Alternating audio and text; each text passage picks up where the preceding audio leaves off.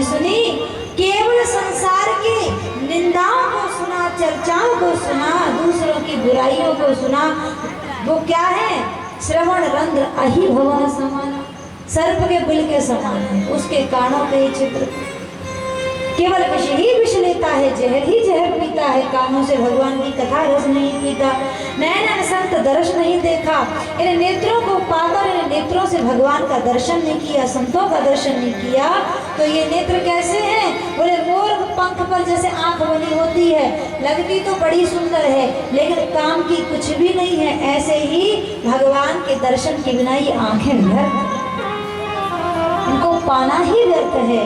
तेसे कट तुम बड़ी समतूला, उनका शीश तुमरी के समान है, जेना नमहि गुरु हरि पद मूला। जो गुरु संत भगवान के चरणों में जो अपना मस्तक ना झुकाएं, अहंकार में सर को लेके घूमते हैं, तुमरी के समान उनका शीश है, आखिरकार फूटने के लिए ही बना है, सफल होने के लिए नहीं बना। जिन हरि भगति हृदय नहीं आनी, जिनके हृदय में भगवान की भक्ति विराजमान नहीं है, जीवत सब समान ते प्राणी, वे तो जीते जी मुर्दे के समान। जिसके हृदय में भगवान के लिए प्रेम नहीं, जिसके हृदय में भगवान की भक्ति नहीं है, जो नहीं कराई राम गुण गाना, इस जीवा को पाकर जो भगवान का गुणगान नहीं करते, उनकी जीव कैसी? बोले मेंढक के समान है। मेंढक भी बहुत बोलता है, बरसात में खूब बोलता है मेंढक, लेकिन उसके बोलने का कोई मतलब नहीं होता। ऐसे ही मेंढक की तरह टर्राती तो खूब है लेकिन भगवान का नाम नहीं लेती, सब शब्द व्यर्थ है इस जीवा के, जिस जीवा से भगवान का नाम ना लिया जाए। शिव जी कह रहे हैं, जीवा से जिन्होंने नाम नहीं गाया उनका इस जीवा को पाना व्यर्थ है। कानों से भगवान की कथा नहीं सुनी, ये कान पाना व्यर्थ है। आंखों से संतों का भगवान का दर्शन नहीं किया, नेत्र पाना व्यर्थ है। हृदय में भगवान की भक्ति नहीं है, तन पाना व्यर्थ है। जिसकी जिह्वा पे नाम नहीं राम का, जिसकी जिह्वा पे नाम नहीं राम का, वो आदमी भला है जिसे काम का। जिसकी जिह्वा पे नाम नहीं राम का, जिसकी जिह्वा पे नाम नहीं राम का, वो आदमी भला है जिसे काम का। जिसकी जिह्वा पे नाम नहीं राम का, जिसकी जिह्वा पे नाम नहीं राम का, वो आदमी भला है किस काम का। वो आदमी भला है किस काम का।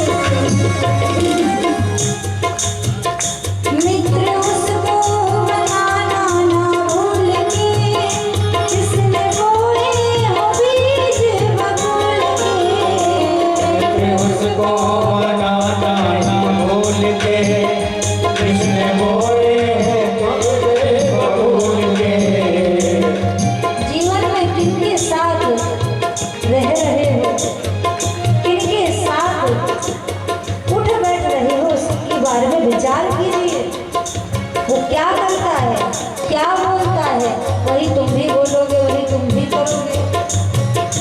मित्र उसको बनाना ना भूल के, जिसने बोए हो बीज बबूल के। मित्र उसको बनाना ना भूल के, जिसने बोए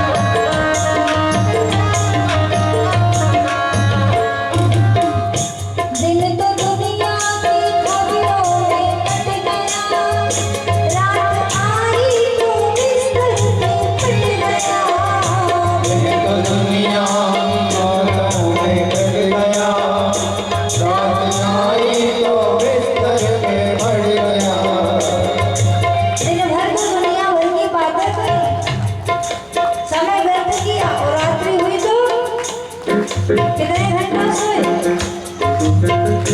आप कितने घंटा सोते हो?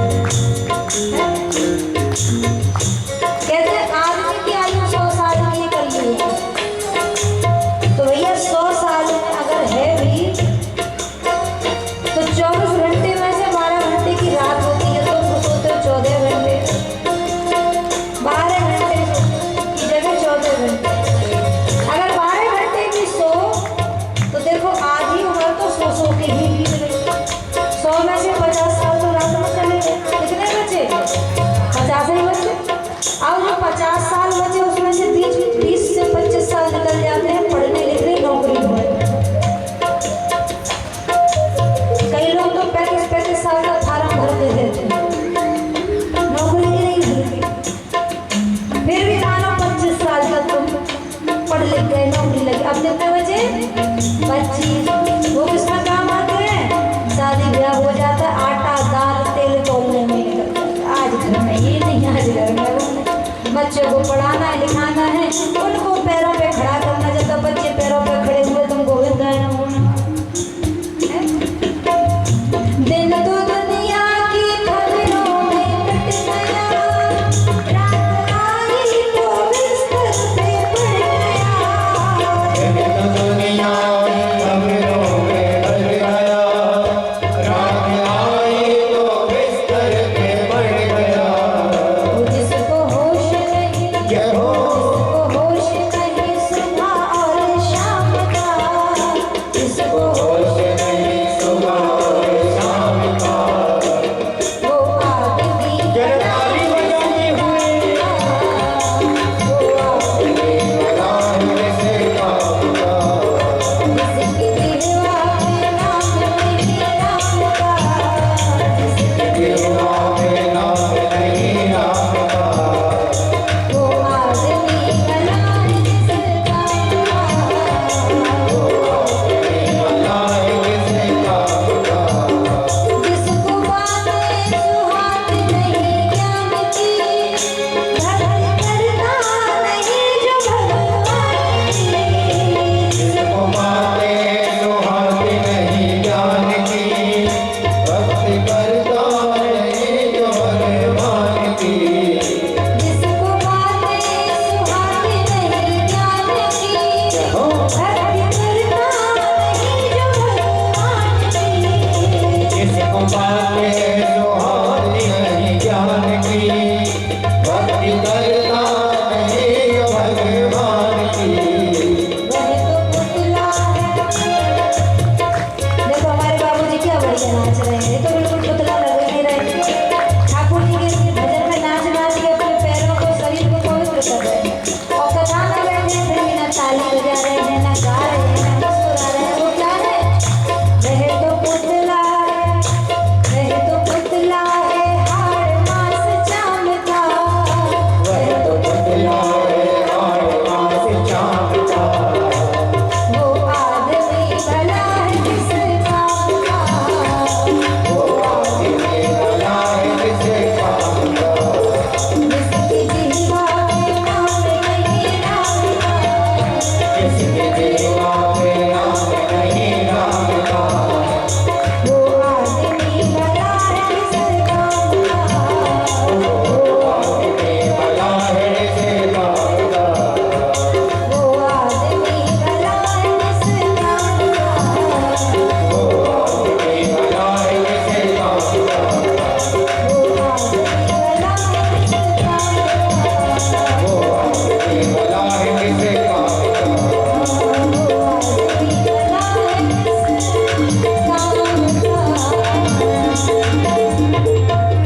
श्री रामचंद्र भगवान जिसकी जिह्वा में नाम नहीं राम का, जिसको होश नहीं सुबह और शाम का। देखो वृक्ष ना लगा सका जो आम का, वह तो पुतला है हाड़ मास चाम का। वो आदमी भला है किस काम का। आदमी इंसान मनुष्य होने का क्या फायदा कि तुम समाज के लिए ना कुछ कर पाए, तुम किसी का उपकार नहीं कर पाए, तुमने ना दुनिया के लिए कुछ किया ना अपने कल्याण के लिए कुछ किया। मनुष्य रूपेण मृगाशरन्ति, मनुष्य के रूप में तो केवल समझो पशुओं की भांति इस धरती पर विचरण कर रहा, खाया पिया लड़े सो गए, फिर पशु में और मनुष्य में क्या अंतर है? अरे मनुष्य जीवन तो भगवत प्राप्ति के लिए है। कुकर सुकर में किए कोप विषय के भोग, तुलसी प्रथा ना खोइए, यह तन भजने योग। ये तो भगवान के भजन की माला है ये तन। बोले शिवा के बिहारी लाल की। शिव जी कहते हैं, हे पार्वती आप भगवान की पावन कथा सुनिए। राम कथा कल उठारी, सागर सुन गिरिराज कुमारी। भगवान की कथा वह कुल्हाड़ी है जो कलयुग के दोषों को काट देती है, संशय रूपी विहंग को उड़ा देती है। तुमने पूछा भगवान निर्गुण है कि सगुण है? शिव जी कह रहे हैं सगुण ही अगुण ही नहीं कछु भेदा, गावहि मुनि पुराण बुध वेदा। जो सगुण है और निर्गुण है वो राम एक ही है, वही निर्गुण राम है, वही सगुण राम है। सगुण रूप में निर्गुण रूप में कोई अंतर नहीं है। निर्गुण निराकार ब्रह्म ही लीला धारण करने के लिए सगुण रूप धारण करके आए। क्यों धारण करके आए? बोले जो निर्गुण है, जो निरूप है, जो निराकार है, उसको कोई देख तो सकता नहीं, जिसका कोई आकार ही नहीं, जिसका कोई रूप नहीं। भगवान इंद्रियों से परे है, अर्थात भगवान इन संसारिक इंद्रियों के बस में नहीं है, ना इन आंखों से दिखाई देते हैं, ना इन कानों से सुनाई दिए जा सकते। बिनु पग चले सुने बिनु काना। और भगवान तो इतने सामर्थ्यवान है कि भगवान को सुनने के लिए कान नहीं चाहिए, बिनु पग चले, बिना पैरों के चल सकते हैं, बिना कान के सुन सकते हैं। भगवान तो का तो अखंड ऐश्वर्य है, महिमा यही है। निर्गुण निराकार ब्रह्म को पाना बड़ा कठिन है। संसार के कण में व्याप्त है, अनेक आकार लेकर पूरे संसार में व्याप्त है, इसलिए निराकार है। एक आकार नहीं है ना, इसलिए निराकार है। संसार में जितने गुण हैं उन्हीं के द्वारा प्रकट हैं, इसलिए खुद निर्गुण है। परंतु जैसे जल होता है, जल को किसी बर्तन में भर दो और रेफ्रिजरेटर में रख दो तो बर्फ क्या हो जाती है? आकार ले लेती है। ऐसे ही जल की भांति ही भगवान है। जैसे जल का अपना कोई रंग नहीं, कोई रूप नहीं, कोई गंध नहीं, कोई आकार नहीं, लेकिन तुमको बर्फ चाहिए, जल को पकड़ना है हाथों में, तो क्या करोगे? जिस डिजाइन के कटोरे में पानी भर दोगे, जो उसमें रंग डाल दोगे, जो उसमें सुगंध डाल दोगे, उसी सुगंध को धारण करके, उसी रंग को धारण करके, उसी आकार को धारण करके वह साकार हो जाता है। इसी प्रकार परमात्मा है। भक्त जिस भाव से पुकारते हैं उसी आकार में, उसी रूप में भगवान भी प्रकट हो जाते हैं।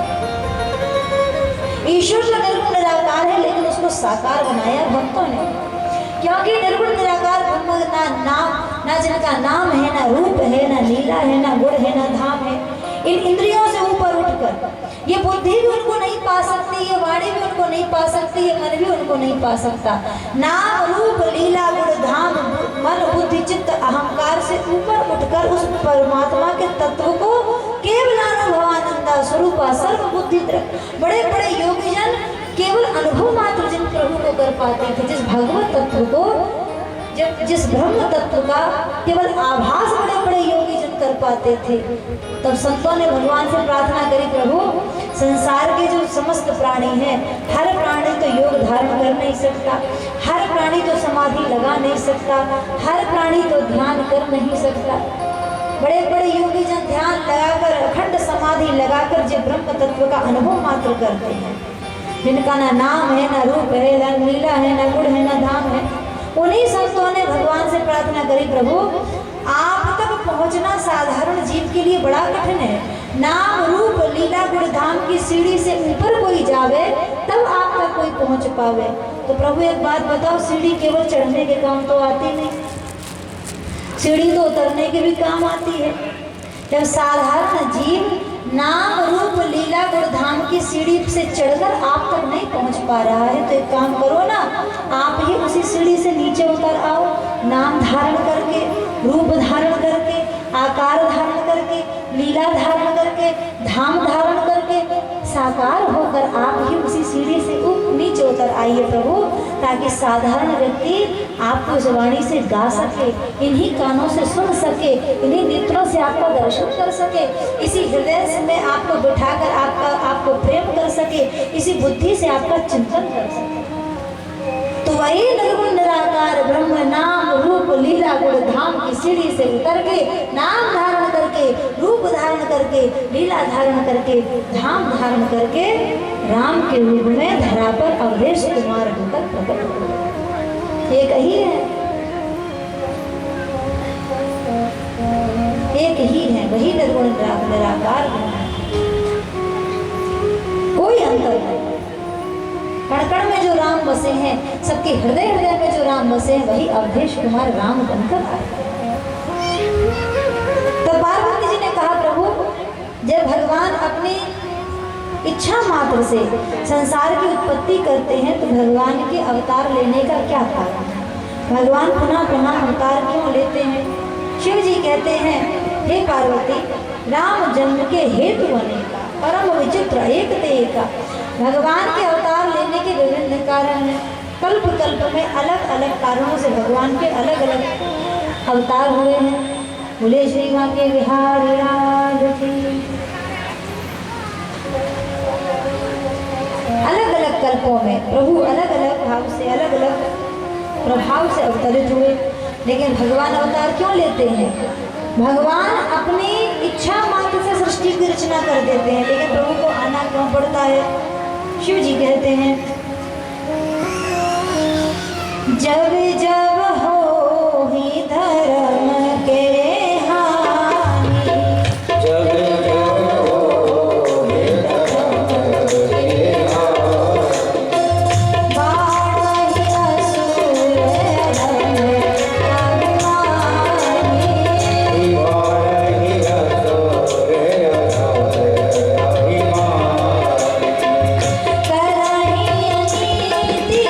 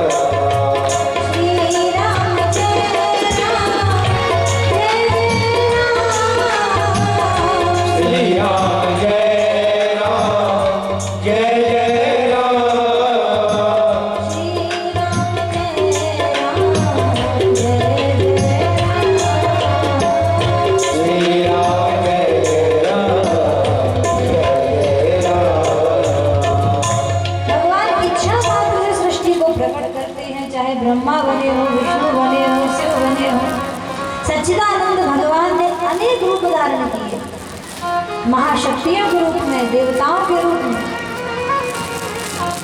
बैठ जाओ भैया, तुम तो जरा में भागने लगते हैं। तुमसे अच्छे तो पहले के राक्षस थे, हर गर्मी बरसात आंधी तूफान में खड़े रहते थे तपस्या करने, है तुम तो जरा सी बौछारों में उठ के भागने लगे। पहले देवते दाना तपस्या करते थे कि नहीं करते थे? हिरण्यकश्यप ने तप किया है, बड़े बड़े देवताओं ने तप किया, गर्मी बरसात से ये देखो ये तप करेंगे, जरा सी बौछार पड़ी हम गल जाएंगे, मट्टी के हैं ना। अरे आनंद से भीगिए, ठाकुर जी अपनी कृपा वर्षा कर रहे हैं। से परेशान है, गर्मी पड़े तो परेशान, बारिश हो जाए तो परेशान। जब जब हो ये धर्म की हानि, धर्म की हानि तात्पर्य क्या है? बाढ़ ही असुर अधम अभिमानी। धर्म कभी घटता नहीं है, धर्म की कोई हानि तो नहीं हो सकती, लेकिन जब अधर्म बढ़ने लगता है, धर्म तो वहीं स्थित है, धर्म का कोई कुछ बिगाड़ नहीं सकता, धर्म को कोई मिटा नहीं सकता। लेकिन जब अधर्म बढ़ जाए, जब अधर्म ज्यादा हो जाए, जैसे एक शिक्षक ने कक्षा में ब्लैक बोर्ड पर एक लकीर खींची और विद्यार्थियों से कहा कि इसको बिना मिटाए छोटा करो, बिना मिटाए इस लकीर को छोटा करो। बोले बिना मिटाए लकीर छोटी कैसे होगी? सारे विद्यार्थी शांत रह गए। महाराज बिना मिटाए लकीर कैसे छोटी होगी? तो टीचर ने चौक उठाई और उससे बड़ी लकीर खींच ली। बोले अब छोटी हो। जब वो बड़ी हो गई तो ये लकीर छोटी हो गई। इसी प्रकार जब धर्म तो वही है, लेकिन अधर्म भी बढ़ जाए, जब अधर्म करने वाले बढ़ जाए, तब धर्म संस्थापना खायो संभवामी। जब मनुष्य अपना पथ भूल जाता है, मनुष्य अपना रास्ता भटक जाता है, मनुष्य अपना मार्ग भूल जाता है, तो भगवान आते हैं। केवल रावण वंश को मारने भगवान नहीं आए, मनुष्य को उसका धर्म सिखाने के लिए। आजकल भैया धर्म के नाम पर सबसे ज्यादा लड़ाई हो रही है, हमारा धर्म बड़ा, हमारा धर्म बड़ा। परंतु एक बात बताइए, धर्म होता क्या है? कोई कहे हिंदू धर्म है, मुस्लिम धर्म है, सिख धर्म है, जैन धर्म है, बौद्ध धर्म है। अपने अपने प्रलोभन से लोग मार्ग बदल रहे हैं, रास्ते बदल रहे हैं और कहते हैं हमने धर्म बदल। धर्म को कोई नहीं बदल सकता, धर्म तो वही रहेगा जो है। ये हिंदू, मुस्लिम, सिख, जैन, बौद्ध, ये तो रास्ते हैं, पथ हैं, मार्ग हैं। जिसको जो रास्ता अच्छा लगे ईश्वर का वो अपना लेता है। जैसा कपड़ा अच्छा लगे, जैसी उपासना पद्धति अच्छी लगे, वैसा मार्ग बना लेते। गांव के बीच में मंदिर हो, 50 गलियां होती हैं उस तक पहुंचने की। कोई सड़क चौड़ी है, कोई सकरी है, कोई साफ है, कोई गंदी है, कोई कच्ची सड़क है, कोई पक्की सड़क है। एक ही मंदिर है, ईश्वर संसार में एक ही है। तो उस शक्ति को मानने के लिए कुछ भी नाम से बुला लो, उसको पूजने के लिए कोई भी वेशभूषा पहने लो, कोई भी पूजा पद्धति अपना लो, भगवान तो एक ही है। धर्म कोई नहीं अपना बदल सकता, धर्म तो एक ही है। परहित सरिस धर्म नहीं भाई, परहित सरिस धर्म नहीं भाई, पर पीड़ा सम नहीं अधमाई, पर पीड़ा सम नहीं अधमाई। धर्म न दूसर सत्य समाना, धर्म न दूसर सत्य समाना, धर्म न दूसर सत्य समाना, धर्म न दूसर सत्य समाना। आगम निगम पुराण आवने गान पुराण बखाना, परहित सरिस धर्म नहीं भाई, परहित सरिस धर्म नहीं भाई। धर्म तो एक ही है, परहित की भावना। कोई भी मार्ग, कोई भी पंथ वाला अगर यूं आदेश दे कि भैया जो हमारे मार्ग को नहीं मानता है उसको मार डालो, भैया वो धर्म नहीं है, वो धोखा है। क्योंकि धर्म तो एक ही है, परहित का विचार करके कार्य करें। जीवन में हम जो भी कार्य करें उसमें इतना विचार बना के रखें कि हमारे इस लाभ में किसी की हानि ना हो। मैं अपने घर का दीपक जलाने के लिए किसी और के घर का दीपक तो नहीं बुझा रहा हूँ, मैं अपना महल खड़ा करने के लिए किसी और की झोपड़ी तो नहीं गिरा रहा हूँ, मैं अपने बच्चे पालने के लिए किसी और के बच्चे भूखे तो नहीं कर रहा हूँ। इतना विचार करना ही जीवन में धर्म को धारण करना है। धर्म है परहित का विचार करना। और सीधे सीधे शब्द में कहा जाए धर्म क्या होता है, धर्म का निर्वाह कैसे किया जाता है, तो सरल शब्दों में समझिए, धर्म का अर्थ है ईमानदारी। ईमानदार जीवन ही धर्म है। केवल ईमानदार दुकानदार मत बनिए, केवल ईमानदार नेता मत बनिए, केवल ईमानदार मंत्री जंत्री मत बनिए, व्यापारी मत बनिए। घर में भी ईमानदार रहिए, जीवन में भी ईमानदार है। ईमानदार पिता बनिए, ईमानदार माता बनिए, ईमानदार पत्नी बनिए, ईमानदार पति बनिए, ईमानदार भाई बनिए, ईमानदार बहन बनिए, ईमानदार पुत्र बनिए, ईमानदार पुत्री बनिए, ईमानदार मित्र बनिए। हम अपने जीवन में ईमानदारी को धारण करें, यही तो धर्म है। और धर्म क्या होता है? अपना कर्तव्य, अपना नियम और अपनी ईमानदारी, इसी को धर्म कहा गया है। हम जहाँ भी हो हम ईमानदारी से रहें। हम चाहे दुकानदार हैं, हम चाहे व्यापारी हैं, हम चाहे अधिकारी हैं, हम कुछ भी हैं, हम ईमानदार हैं। यही धर्म है। खाली माला लेके घूमना, तीर्थों में घूमना या अलग अलग कपड़े पहनकर अलग अलग पूजा पद्धति का पालन करना, इसको धर्म नहीं कहते। ये तो पंथ हैं, रास्ते हैं जिन्होंने कपड़ों के अनुसार और पूजा पद्धति के अनुसार धर्म की व्याख्या करी, वो धर्म को बांटते ही चले गए। अनेक वस्त्र वेशभूषा हो गई, अनेक पूजा पद्धति हो गई। ये हमारे पंथ के, ये हमारे पंथ के, हमारे यहाँ ऐसा होता है, हमारे यहाँ वैसा होता है। ये धर्म नहीं, ये तो रास्ते हैं। धर्म जो है होता है जो जीवन में जिया जाए, जीवन में जिसका पालन किया जाए। और जब धर्म का पालन करना मनुष्य भूल जाता है, ये भी भूल जाता है धर्म है क्या, तब प्रभु धरे विविध शरीरा। भगवान विविध शरीर धारण करते हैं, ना केवल राम कृष्ण के रूप में आते हैं, बल्कि तुलसी, कबीर, सूर आदि जैसे संतों के रूप में भी आते हैं। देखो आज भी कलयुग में 550 साल पहले जब भारत पर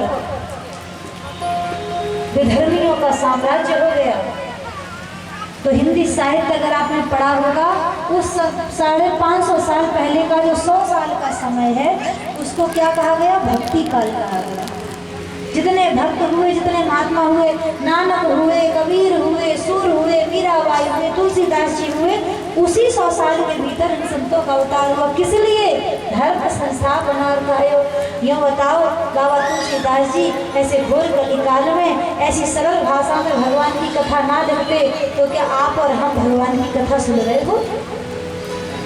सूरदास जैसे, संत कबीर जैसे, मीराबाई जैसे, रैदास जैसे संतों ने आकर, संत तुकाराम जी, ज्ञानदेव जी ने आकर अगर भक्ति को प्रचार ना किया होता तो क्या आज घर घर कथाएं हो रही होती? घर घर ठाकुर जी का मंदिर बना हुआ होता, हम भी सब अपना पंथ छोड़ चुके होते, हम लोग भी कुछ और बन गए होते। लेकिन जब जब धर्म घटता है, अधर्मी बढ़ते हैं, तब ठाकुर जी स्वयं ही कभी संतों के रूप में, कभी भक्तों के रूप में और कभी राम कृष्ण आदि के रूप में अवतरित होते। विविध शरीर, विविध रूपों में भगवान प्रकट होते हैं। भगवान के अवतार के कई कारण हैं। एक बार